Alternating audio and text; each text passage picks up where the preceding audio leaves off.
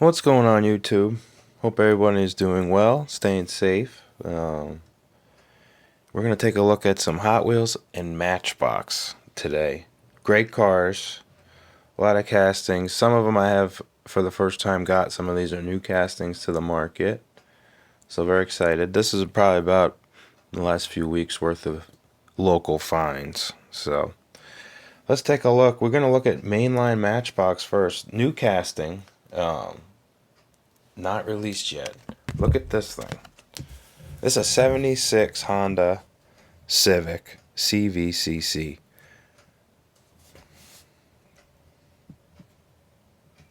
Let's take a look here. Alright. Get this in the little box. This car, I mean, it's large for 1/64 scale, but it's very nicely detailed. I love the orange yellowish paint they chose. It's like a goldenrod color. They put the disc wheels. There's our information. I haven't been able to see any scale. Sometimes they'll print scale on the bottom, sometimes not. It just depends. So 76, this car was kind of a platform that started I think around 72, so early 70s, 73. This is like a North American export vehicle. Of course, they sold these all over the world. Had a small engine, it's about 1.5 liter, 4-cylinder, real tiny, and manual transmission. But they offer a lot of cool things like air conditioning on this vehicle. Didn't need a catalytic converter because the CVCC system was pretty emissions compliant without having to go to the extra step. And they had kind of like a pre-chamber on the intake side that held a little bit of fuel mixture, and it would kind of dose the engine. So on the majority of the time, the car ran on a very lean setting. So that's kind of how they got to that, a very efficient style. Very kind of neat. So see, I looked this up because I didn't know what it was. CVCC, compound vortex controlled combustion. So that's straight from Honda. That was their nomenclature. Let's take a zoom. So we've got a lot of cars to look at, but the tampoing is done very nicely. I was able to find 2 of these on the pegs. And that's about it. Tan interior, very common back then. Of course, you can only do 2 sides on the main lines in terms of tampo marking, so they're able to go a long way with it. So you can see Civic and then CVCC. Got California tags. And then the front. Very, very cool. It's large. I mean, if you back out here, I'd say a good 1/64 scale car. Look at this Caprice. So, as you can see, very large. But accurate. Very, very accurate. I thought that was a good one. Very interesting. This probably would look good with a wheel swap or something like that too for customizing. Alright, so next one. This has been in the catalog in Matchbox for a while. We've seen it, a lot of Jurassic Park usage. G-Wagon, this is the G550, so it's the big dog. This is the one with the 8-cylinder engine. Later model. 2015. But it's got a really cool paint job. Usually don't get too many of this casting, but the flat purple look really neat. So most of you probably have seen this around or have had it. They did add some good tampo work. We'll just zoom quickly. So we got the Mercedes star on the spare tire cover. They did the black wheels, off-road wheels. These wheels have been around for a minute too. I like the back, so just a little bit of detailing. You could probably do the taillights and maybe the mirrors, but just for the paint, you could see how thick it is. Very, very cool. So, very excited to have this. This actually will go well with another casting towards the end of the video, and I'll show you that matchup in a little bit. You probably could suspect what I'm talking about. Alright, so it's kind of it for the main line. Then we're going to go to the premium stuff. Again, castings that have been around. Actually, let's debut this car. This is kind of a surprise for the video. Let's do that. So I found this. This is like brand new. Let's take a look at this. Old Nissan pickup truck. Let's see here. Do I have my... Oh yeah, left the blade downstairs. So I'll have to do it the old-fashioned way. Hopefully I'll find more of these vehicles. This Nissan casting, and of course I got the premium Hot Wheels in the back. We can kind of compare the two real quick. They do have those newer style wheels that they've been doing, so that looks really good. It's an extended cab. This looks like a North American release. It's got those nice 90s graphics on the side. You could have had, by this time, because they're showing us a 95, they had V6s and inline 4s. Stick and automatic, so you can get pretty good power at this point. This looks like a 4-wheel drive with the fender flares. It's kind of sitting low, so everybody's kind of wanting to see the difference. Let's line this up like this because the other one's kind of lower. So extended cab and regular cab seem to be the same wheelbase. And the cab looks a little bit bigger on the Hot Wheels. Similar years though, you could see the grills match up. Let's take a look.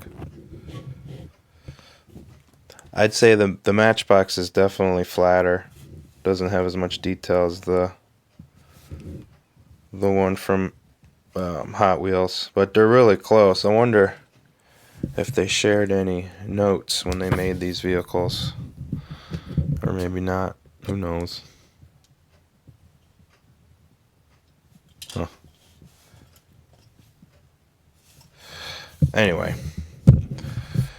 Very, very cool. They had independent front suspension on these 4-wheel drives. They didn't have solid axle at this point. Same with the Toyotas in the 90s. So they had those half shafts and then they had a transfer case. You can see, I guess it is a 4-wheel drive.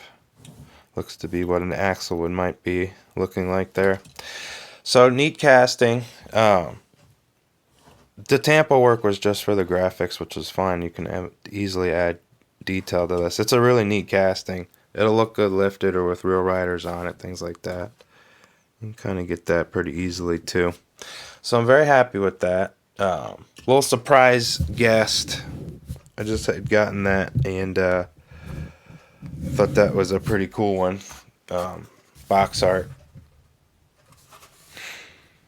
D21, which is basically the chassis code for that generation in Nissan. Alright, very strong 4-cylinder by the way too. A lot of the Joe's truck blocks, a lot of people like using those for horsepower applications. Alright, so we're going to look at Superfast. This is kind of their newest release. I know a new one's already out, but I have not seen it yet. But I did find a batch of these untouched, so I was able to get the 280ZX. So I got the 1982, and then we have our V60 Wagon, our 74 Challenger, which was last year for that body style, and then the 6x6. Alright, so let's look at the castings that have already been kind of around. These two. Really cool box art. It's fun to have these old boxes like this, you know. Kind of like the 70s colors, which is that blue. And card art striking too. Stuff we've seen before. But good looking. And there's our set. I have not found the van. That seems to be the one that's highest on everybody's list. I'll find it. There's the Volvo box art. So we'll take a look at two at a time. These are castings that have been around. I have a couple of the mainline versions of the Volvo, but the graphics are pretty nice. It's kind of like this European police livery. A lot of different countries use those kind of colors. Very cool. Look at the graphics real quick. It's kind of like the grill is done like a negative because it's white where the black should be, and then black probably where chrome should be, but that kind of can be reversed. The headlights were done good. It's got kind of cool the disc wheels, which looks like aftermarket on this car. Would have had more of a spoke design. They're quick cars. They can be turboed.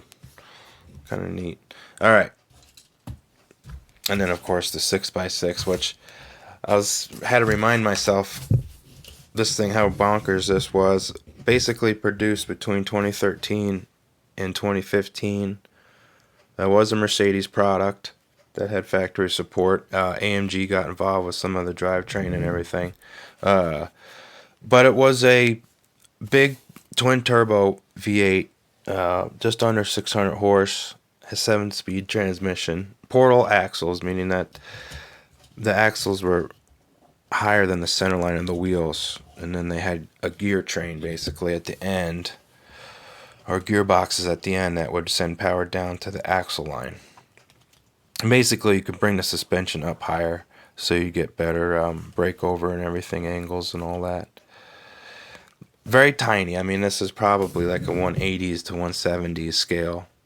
These are quite large. I mean, this is the body it's made off of, is this. So you can see the purple car is a lot bigger than the 6x6. But they have to get this thing to fit into standard packaging, of course. They did do the tampo treatment very well. You could see the V8 bi-turbo. Semi-rubberish. These are more like a vinyl. Very stiff. They're not as soft as some of the other tires. It's got the Superfast logos on the back too, as well as the rear. Let's see if I can get that. There we go. So, I mean, good detail. Very heavy chassis. I mean, you can see how much it sticks out. But this is one of Matchbox's very collectible castings. I think it's really cool that they did this with such detail. It's just really tiny scaling. The headlights and grille are not done, but they did do the area where the washer nozzle comes out. It's kind of funny. It could be just clearance lights. Do they scale this thing? I can't remember. Anyway, I like it. It's cool. Very, very neat. Alright, back this up. And then we'll get to our last two Superfast that we have, which is our two sports cars. Very, very nice cars. So this Challenger casting, here's the box art, and we'll get to the box in a minute. And then here's the 282. So, 82.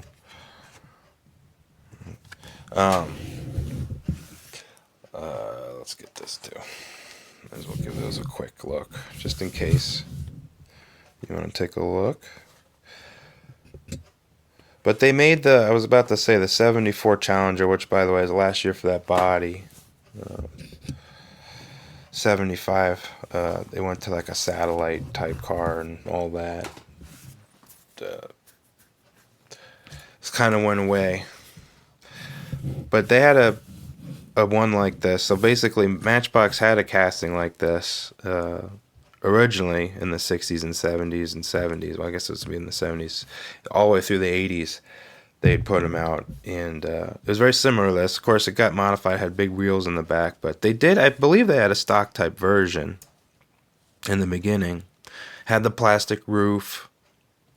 And it had that kind of warped body where the fender arches come up a little too high and all that. But this is kind of reminiscent of that. This does add a functional hood, so we'll look at that too. Chrome base. It's a very nostalgic type casting. Their copyright changed, I think, though, still. Yeah, 2018. So it really doesn't have anything to do with the past one. It's got hood slats in it, so it's like an RT car. You can see they kind of do an orange block in there, like a Chrysler block. And those really tiny headlights and grille. It's just kind of a real nostalgic. They chromed out the tribe spokes, which I thought was interesting too. So nice car, rolls good, but not too. I mean, it's not extremely accurate. It's more of a definitely a Matchbox car. All right, but this is a little bit better casting. This is kind of a new casting too. We've seen it previous with plastic wheels and a black paint job. Now we got the red one. So 82, I mean, they added a 5-speed transmission in 82. They also had turbo option on their 6-cylinder. So a lot of cool stuff. Independent rear suspension on this car. It's about a second slower than the Corvettes of this year. So, I mean, it was no slouch. A little bit more sophisticated. Car got a little bit more aerodynamic, too, after the first generation cars. They didn't do the headlights, which I thought was funny. But the rubber wheels are definitely an improvement. It still has too much of a narrow track, though, on the rear. That would have been sticking out more. So I might want to buy another one of these if I find it and wheel swap it. I think that would look good. Opening doors. This is very, very reminiscent, which is nice, of the original cars from the 80s and 70s. Just doesn't have the metal base, unfortunately. So there's some information on it.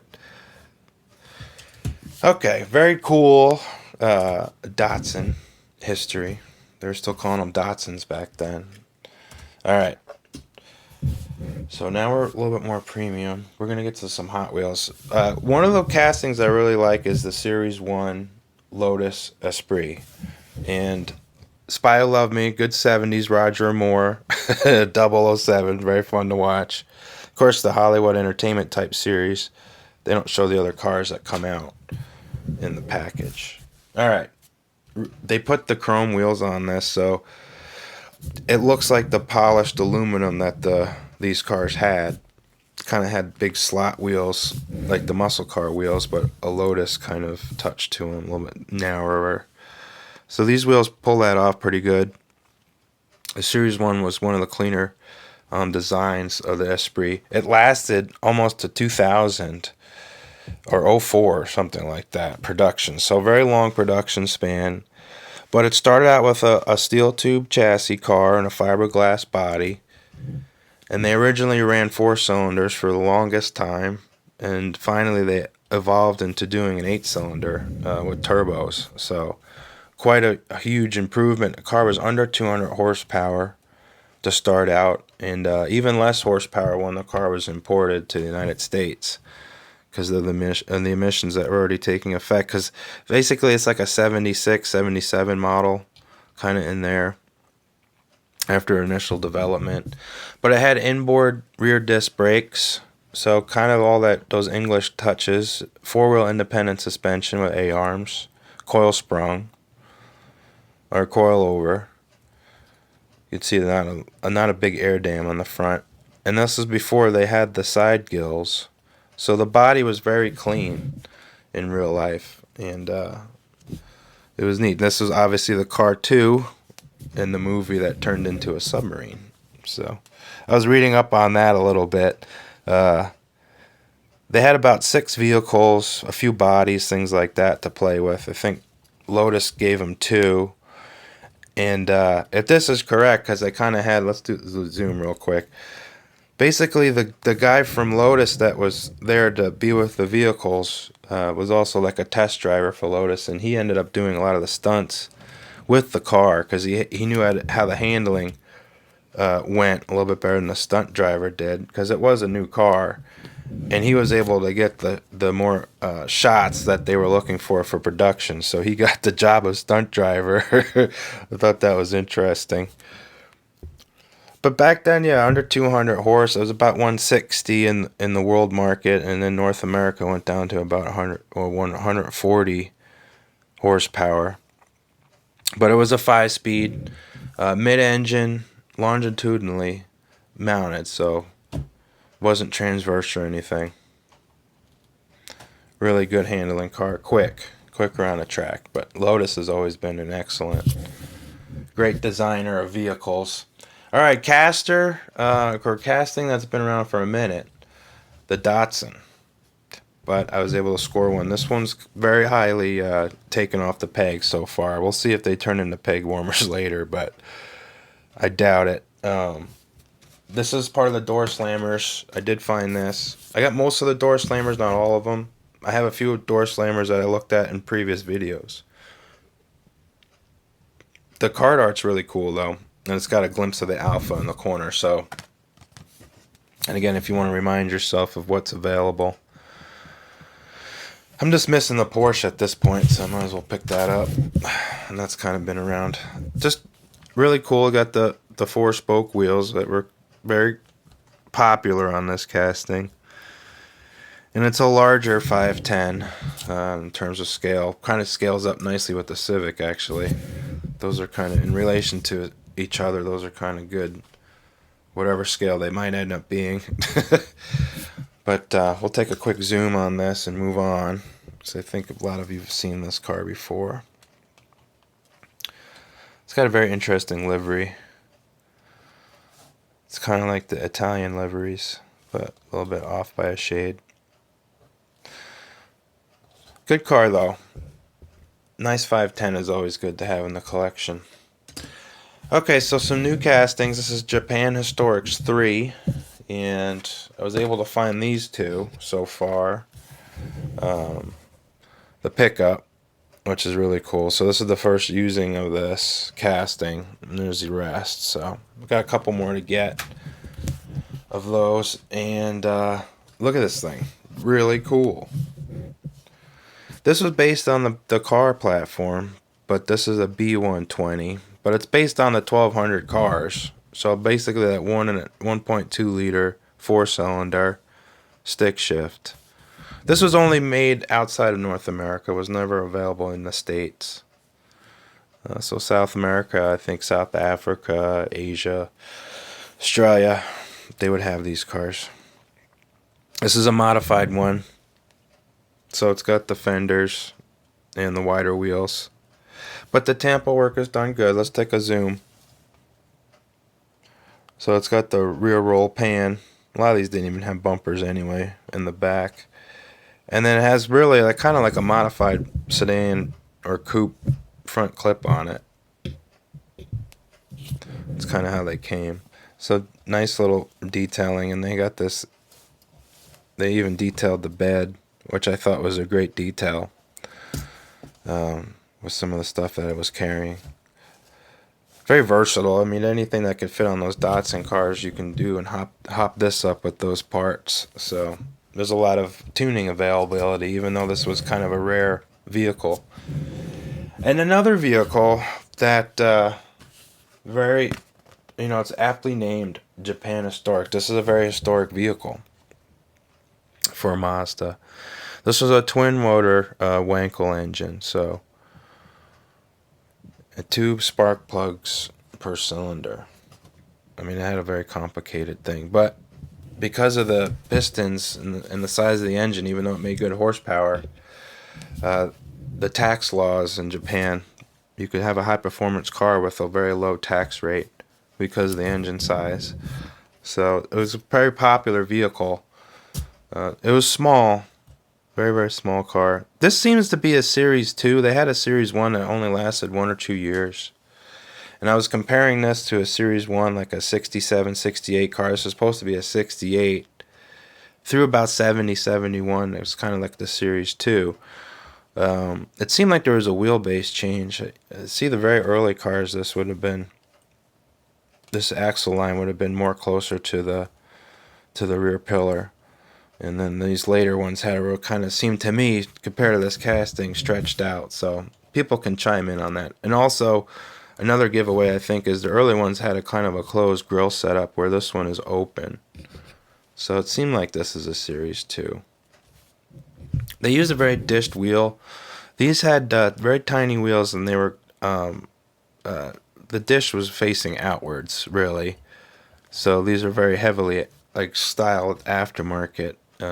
But they had kind of a funny little disc wheel on this car. Another thing I noticed, they probably took out the bumpers. It seems like they shaved the bumpers. There was bumpers on this car, front and rear. whether it was the Series 1 or 2. So it's kind of a modified version. And there's their base. Let's take a look here. So, nice car though. I mean, it does use my favorite wheels. I like their dished wheels. There's Cosmo and the rotary Mazda insignia there. They didn't really detail the lights too much. There's our side gills. It's pearl white paint. And then they got the back deck is done. So, cool stuff. I mean, it is a neat casting. Alright. Oh, I'm going to drop this thing. I'll put it over there. We're starting to get crowded. Let's take some of these other cars out of here. I like this Lotus though a lot. That's a good looking car. Okay, so last two castings we're going to look at is a 2016 Subaru. So I was very excited to have this, and it's going to add this to my Subaru castings. It's their STi. Very high horsepower. This is the modified car. I think this was done like in the snow scenes and stuff like that. So they did this very well. I think this is close, maybe a little bit large for 1/64 scale, but it seems to be a decent. It's a little bit larger, but not so much. So it does fit nicely on the layout. Just do a quick overview. You can see the modified side window with the hole in it, so it's like a racing window. So this would translate, the way I see this car set up, it would translate to racing livery pretty well. If they make a rally series with full racing livery, this car would look, you know, decent, definitely. Tampoed the rear taillights pretty well. A little off, but not much. Plastic spoiler kind of goes through the casting. Some touch-up I'm going to do on the side there. You can see that the tampo work doesn't completely cover the rear view mirror. The paint's a little thick, but coverage is pretty good. Alright, we're going to zoom in. You can see the pixelation, the way that they apply the front tampo. It's not that bad though. They use these wheels with the post in the middle that kind of sticks out, you can see, or the axle. So they're good rims, but I think they could have chose a little slightly different one. I think they were trying to go for that rally wheel look, which it does well. But I think this car as a whole would probably look better with different wheels. And I'll probably have to get another one of these so I could do that to it. This is kind of hard to find. Hopefully they'll make more of them. The Fast and Furious set seems to be pretty widely produced, so hopefully I get a hold of another. It's got the roof scoop, so I mean it's really set up, and you got the extra open vents there. So, but it's a great casting. It looks awesome. I mean that modified, and then this one. This was hanging out there. I think it'll look good even with these rims, probably, or even more dished ones I could probably put in. But yeah, so STi, 6-speed manual car, very highly turbocharged 4-cylinder boxer, so good horsepower on these things, and they handle very nicely. Okay. Alright, so this is the last vehicle on the docket for today. Let's take a look. The Transporter RWB. I found this on the pegs, very difficult thing to find. But it's really cool. Of course, it's got that fantasy transporter, so it kind of mimics certain Japanese cab-over trucks, but no specific licensing. The graphics are awesome. I mean, look at that. Really, really cool. I did a video on the first matte black RWB Porsche casting earlier, so you can go refer to that video. This thing's amazing. Of course, now you could see why I was kind of drawn to that Mercedes G Wagon because of the purple. It's a really, really cool truck. I mean, they got Tampa work all over the place. It's got a chrome interior, which I thought was funny. So the roll deck does work. Take the car off real quick. Works very nicely, and you can snap this off too. But I mean, it's awesome. It's awesome set. Where's my other Porsche? Yeah, I forgot to bring this down for the video. But now having these two ones together, I mean, really cool. Hope they do more with this casting. I mean, it's awesome that they have this. Really, really awesome. And if we look at the difference between the two, they're adding a little bit extra flourishes to the bonnet area. You can see that there. Let's get this in focus a little bit. See the comparison of the two.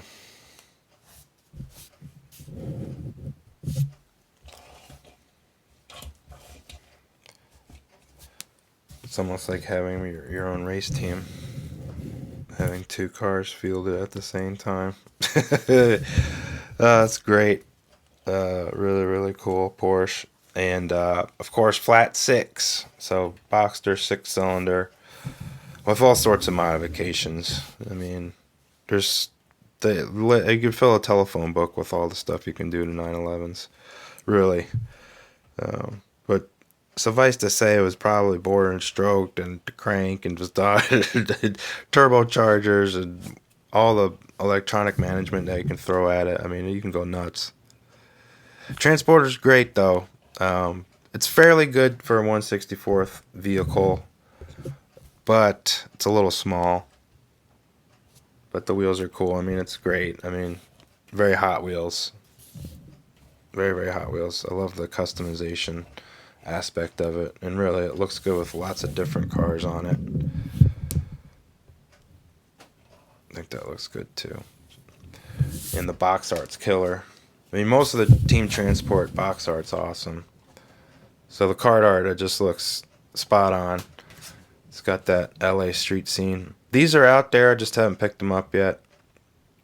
This one would be a cool one to get, especially.